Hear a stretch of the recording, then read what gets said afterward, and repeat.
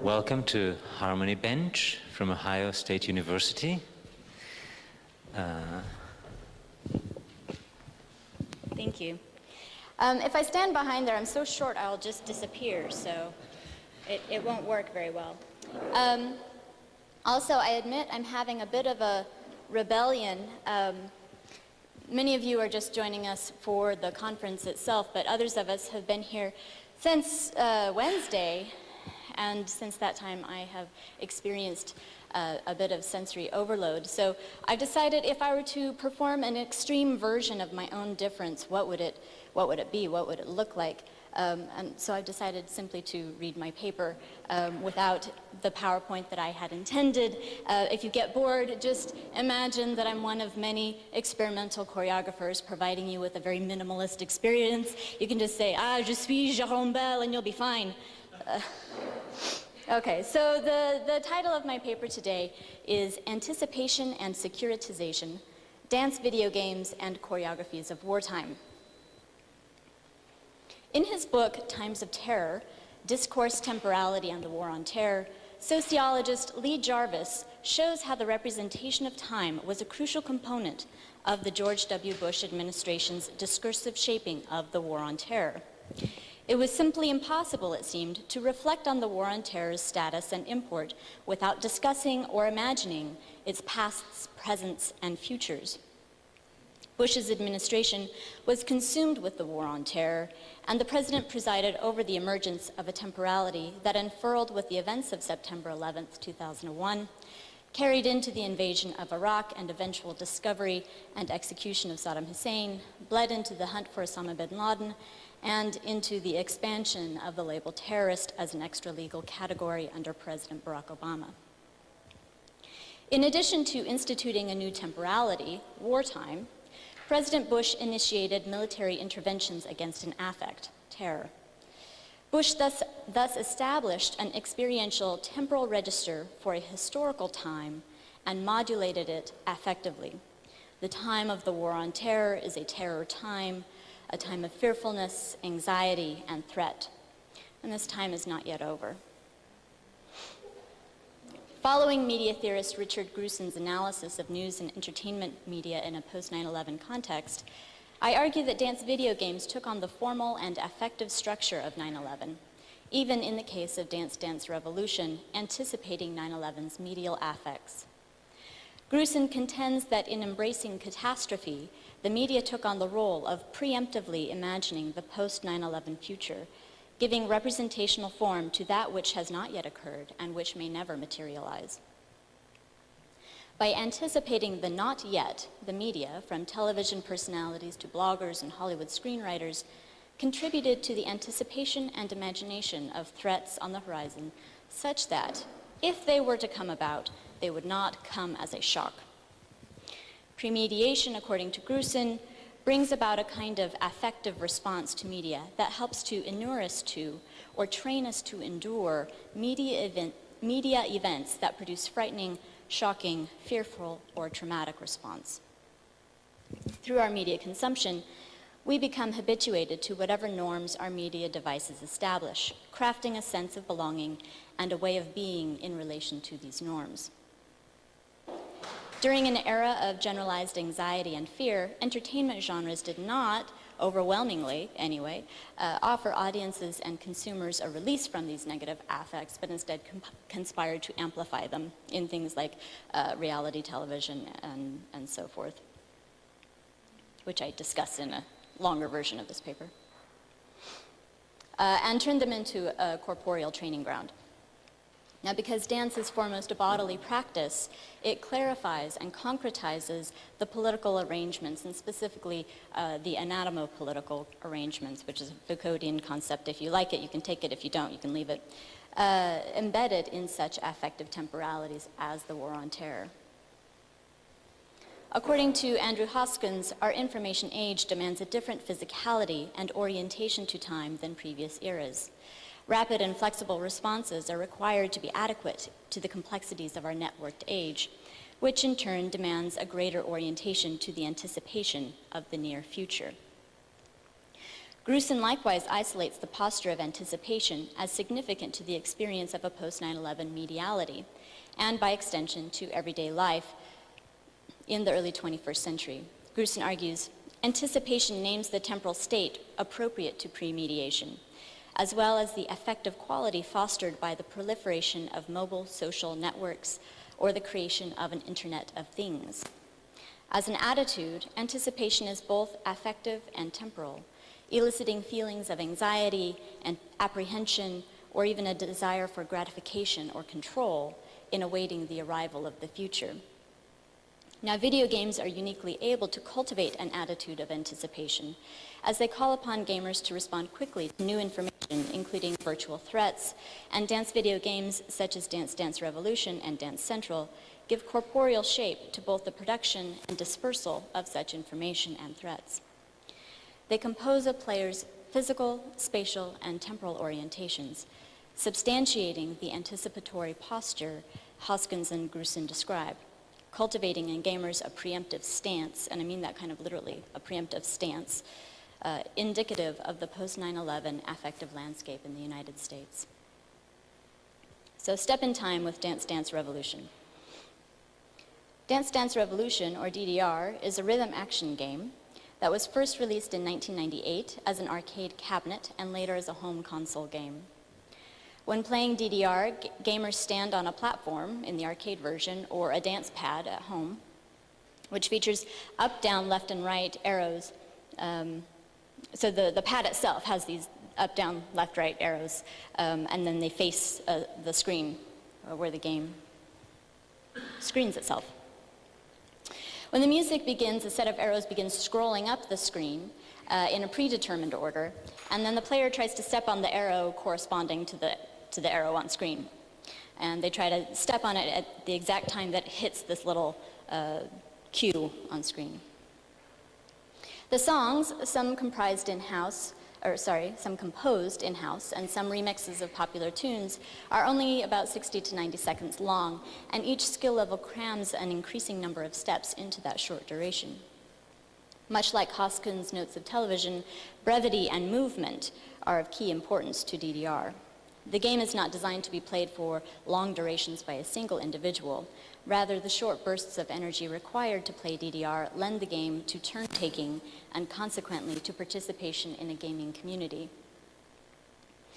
As is typical of the rhythm action genre, players are first bombarded with new information. Under the game's pressure, players ask their bodies to keep up with unfamiliar patterns of action as the arrows scroll up the screen. With practice, players become accustomed to the pacing of the arrows. They can increase the complexity of the sequences and can even memorize the order in which the arrows appear, thus predicting rather than reacting to the alignment of arrow and cue. Part of mastering DDR, then, is turning its initially unforeseen threats, which result in missed cues, into threats that can be anticipated, thereby stepping on cue. Through repeated gameplay, gamers create their own experience of premediation, increasing their exposure to the next steps in a given song, such that they can anticipate them with each successive attempt. As with other video games, DDR players begin to see into each song's future through trial and error. They see what threats lie in wait in this virtual obstacle course. Although Grusin indicates that premediation is not about getting the future right, for many DDR gamers, getting the future right and getting better at getting the future right, in other words, accurately predicting or anticipating upcoming cues, is exactly the point. To assist the project of premediating gameplay, gamers can look up arrow sequences or step charts on the fan website ddrfreak.com and learn the song's variously patterned sequences in advance of playing. So these are actual charts that have the entire routine mapped out as a sequence of arrows. In this way, gamers can grasp a routine as a whole outside of time, as it were, before attempting it at tempo on a DDR machine. In shooting and fighting video games, winning or beating the game means successfully neutralizing its threats through anticipation, deflection, and/or annihilation. DDR asks gamers to neutralize its threats by stepping in time to its directives, and the fan culture surrounding the game supports gamers' efforts by providing additional coaching assistance. Once players have reached a certain level of mastery, they may decide to incorporate freestyling into their gameplay. Although DDR establishes a pressure pattern that logically corresponds to the movement of the feet, freestylers use all parts of their body to apply the necessary pressure on the dance pad. They may include hand plants, knee drops, spins, or bar flares. These players create improvisational and choreographic compositions from the structure and timing offered by DDR's cues. They diminish their ability to hit the cues perfectly, however, by introducing a layer of spectacle and corporeal ingenuity that the game affords but does not require from its players. This expression of creative agency within DDR's strict structure offers a model for the rapid and flexible responsiveness demanded of citizens in an age of mediated terror. But the gamers have additionally prepared themselves by pre-mediating the game, finding many possible choreographic and improvisatory solutions for their well-timed strikes. Dance video games train their players in an attitude of preparedness, setting gamers' anticipatory postures in full-body motion, and shaping gamers' physical orientation to visual and rhythmic information with the demand for its embodiment. Dance Central, however, makes explicit what DDR leaves open to interpretation: the position of a gamer's body in space at a given moment in time. Each game penalizes misalignments in space or time, but where DDR emphasizes the when of movement by specifying a narrow window of time during which a gamer should strike a spot on the floor, Dance Central emphasizes the what of movement by specifying the shape of sequential bodily positions.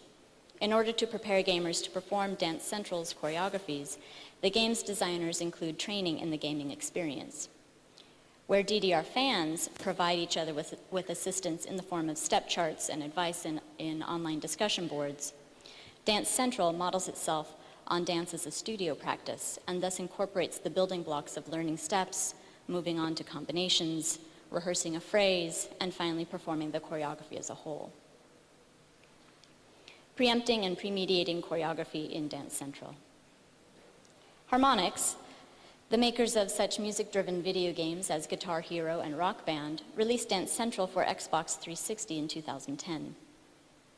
Powered by Kinect, a peripheral motion tracking system added to the standard Xbox console, both of which were developed by Microsoft, Dance Central features on-screen characters whose movements gamers follow. So where DDR gamers responded to arrows on screen and moved their bodies according to the speed and direction of those arrows, the on-screen characters in Dance Central have a pedagogical purpose. They teach the gamer the choreography. Unlike traditional video games in which gamers direct an avatar in screen space via a controller, in Dance Central the gamer's body is itself the controller. However, the player does not direct the movement of the animated dancer on screen, which is animated by the choreographer's motion capture data, which means that the animation always performs the choreography as an expert, regardless of the facility or ineptitude of the gamer. The objective of the game is to match one's own body to the image, creating the same shapes at the same time as the animation, copying rather than controlling the on-screen character. Parts of the animation's body turn bright red when a gamer missteps or falls out of sync with the dancing image, breaking the continuity of their mimetic relationship. So in the break it down mode in Dance Central, gamers are allowed to learn each step individually at tempo or in slow motion. And if a player struggles with a particular move, they can practice it a few times, and a voice will prompt them with 5, 6, 7, 8, or step together. Step together. Gamers don't have to master each step in order to move forward, however, and the steps are put together in short combinations throughout the break it down sessions, culminating with a phrase that includes all the steps to be encountered in the upcoming dance, but not in the exact order of their appearance. By learning elements of the choreography in such low-stakes environments prior to actual gameplay, the choreography itself becomes less of a threat. During gameplay, on-screen flashcards notify gamers as to which moves are coming up in the sequence, allowing them to anticipate or predict the choreography before performing it. Dance Central teaches to the test. It inherits the dance as information flow developed in Dance Dance Revolution, but rather than emphasize the rapidity or ingenuity with which one can fulfill a minimal choreographic score made out of these arrows corresponding to footfalls that we see in DDR. Dance Central maps each of the choreographies out in their entirety, with the exception of a freestyle portion of each dance. The anticipatory posture cultivated in Dance Central is distinctly different, however, from that in DDR. Whereas DDR specifies which floor sensors must be activated and in what sequence, leaving other compositional and stylistic choices to the gamers. Dance Central offers gamers composition, style, and physical placement as a complete unit. As a result, Dance Central gamers can confidently put themselves into the positions called for, rather than developing their own choreography. Additionally, where DDR gamers anxiously focus on keeping pace with the arrows on screen, perhaps spending time outside of gameplay to master the sequences, Dance Central players see exactly which steps they will be asked to perform and can time each execution accordingly. It's worth noting that whereas DDR is not governed by a kind of musical meter, Dance Central is almost excessively musical because it's modeled on these social dance practices.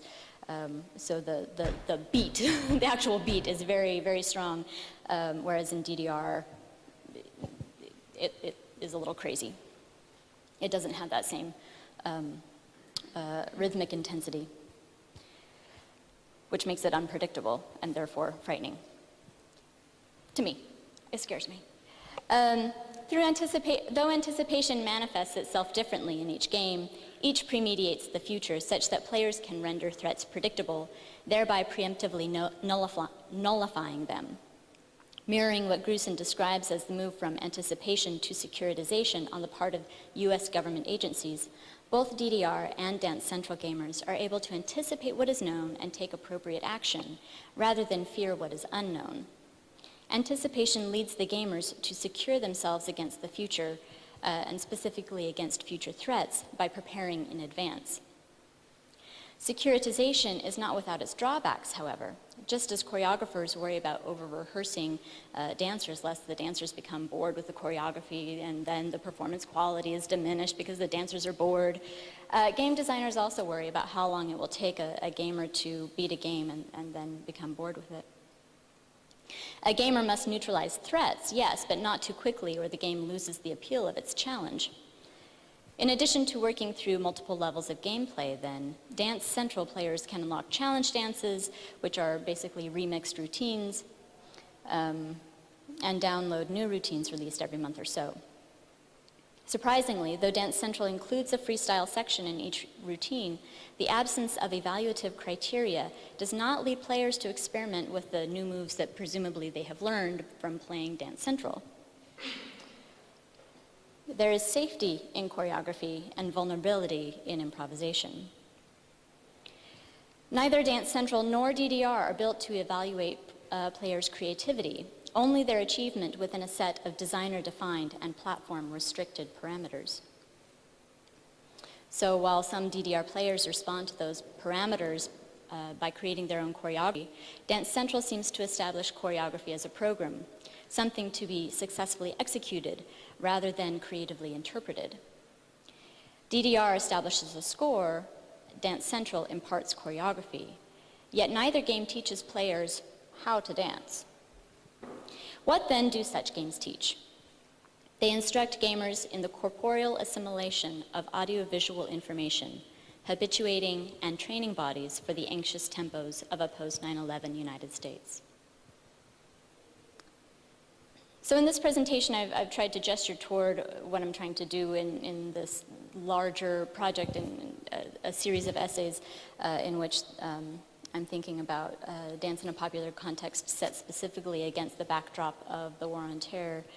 And I'm suggesting that being a nation at war impacts a collective experience of time, namely through domesticated versions of what I'm calling affective temporalities that are evidenced and consumed through entertainment media.